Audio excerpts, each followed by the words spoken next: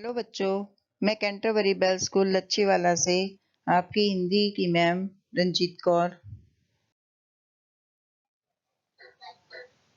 कक्षा 8 हिंदी व्याकरण पाठ 1 में भाषा और व्याकरण पार्ट 2 में जैसे कि मैंने आपको भाषा पहले पार्ट में पढ़ाया था, अब मैं आपको आगे बोली पढ़ा रही हूँ। भाषा और बोली में अंतर होता है। भाषा के क्षेत्रीय रूप को बोली कहते हैं, जो थोड़े उसमें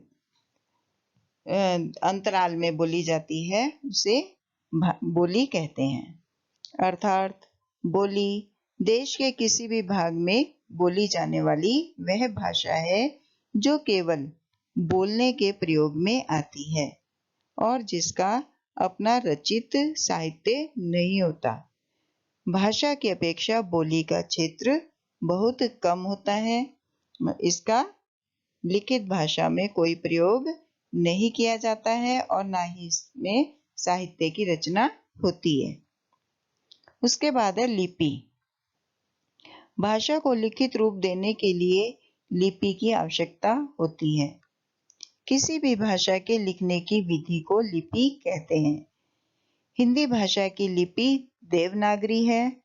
इसका विकास ब्राह्मी लिपि से हुआ है, यानी ब्रह्मा के द्वारा उत्पन्न की गई भाषा है ये। प्रत्येक भाषा की अपनी लिपि होती है। संस्कृत, मराठी, नेपाली आदि भाषाओं की लिपि देवनागरी है, यानी देवों के नगर से आई हुई भाषा। अंग्रेजी की लिपि रोमन, उर्दू की लिपि फारसी तथा पंजाबी की लिपि गुरुमुखी है। इनको अलग अलग लिपि चिन्हों के द्वारा ही लिखा जाता है। जैसे कि आप दो भाषाओं का तो अधिकतर प्रयोग करते ही हैं, एक तो हिंदी की और दूसरा अंग्रेजी। तो आप लोगों को इसमें अंतर तो समझ ही आता है, पता ही है आपको। तीसरा है साहित्य। प्रत्येक भाषा का अपना साहित्य होता है। जिस भाषा में जितनी अधिक रचनाएं व साहित्य रचा जाता है, वह भाषा उतनी ही समृद्ध मानी जाती है, उतनी ही अधिक प्रसिद्ध रहती है वो, और ज्यादा उसका विस्तार फैला हुआ होता है। साहित्य की दृष्टि से हिंदी एक समृद्ध भाषा है। वास्तव में किसी भी भाषा के ज्ञान के संचित कोश को साहित्य कहते हैं।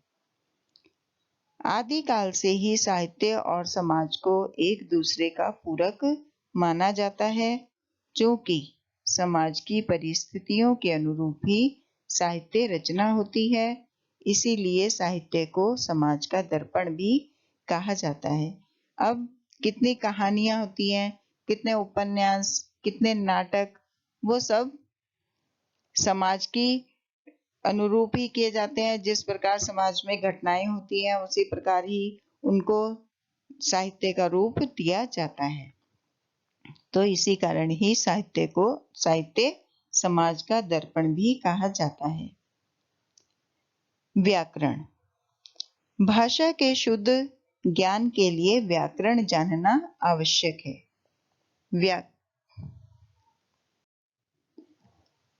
व्याकरण शब्द वी प्लस अ प्लस करण के मेल से बना है, जिसका अर्थ है शब्दों के शुद्ध रूपों का विवेचन। प्रत्येक भाषा का अपना व्याकरण होता है। जैसे आप लोग इंग्लिश में आप लैंग्वेज पढ़ते हो, तो ऐसे ही हिंदी में भी व्याकरण है। व्याकरण द्वारा भाषा के बोलने और लिखने संबंधी नियमों की जानकारी होती है कि भाषा को हम लोग किस प्रकार सही रूप में प्रयोग में लाएं, जो भाषा के शुद्ध रूप को बनाए रखने में सहायक है। इसकी परिभाषा है, व्याकरण वह शास्त्र है जिसके द्वारा किसी भाषा की शुद्ध और अशुद्ध रूप का ज्ञान होता है तथा भाषा की शुद्धता व एक रूपता को बनाए रखने के लिए भाषा व्यवहार के नियम बनाए जाते हैं कि उसको कितनी हम लोग सुंदरता और एक सहज रूप में उसको समेट कर रख सकते हैं। कोई भी मनुष्य शुद्ध भाषा का पूर्ण ज्ञान व्याकरण के बिना प्राप्त नहीं कर सकता है। अतः भाषा व व्याकरण का घनिष्ठ संबंध है। व्याकरण के अभाव में भाषा की शुद्धता और एक रूपता बनाए रखना अत्यंत कठिन है। यदि व्याकरण ही नहीं होगा तो हम भाषा की शुद्धता और उसकी एक रूपता को नहीं बनाए रख सकते हैं। अब है व्याकरण के विभाग। वर्ण विचार, शब्द विचार और वाक्य विचार, इसके 3 विभाग होते हैं। वर्ण विचार, इसके अंतर्गत वर्णों के आकार, उच्चारण मतलब उनका आकार कैसा है और उनका उच्चारण किस प्रकार से करना है, वर्गीकरण तथा व्यवस्था के बारे में विचार किया जाता है। शब्द विचार, इसके अंतर्गत शब्द रचना कि शब्द किस प्रकार लिखने हैं, शब्दों के भेद, उनकी उत्पत्ति किस प्रकार है आदि के बारे में विचार किया जाता है।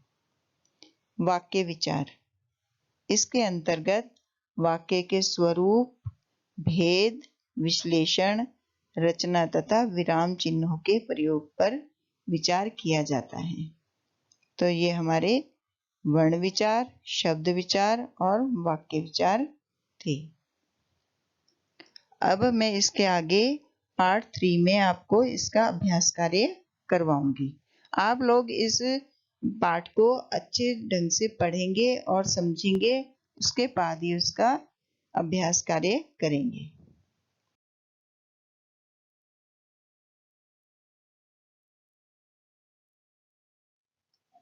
धन्यवाद।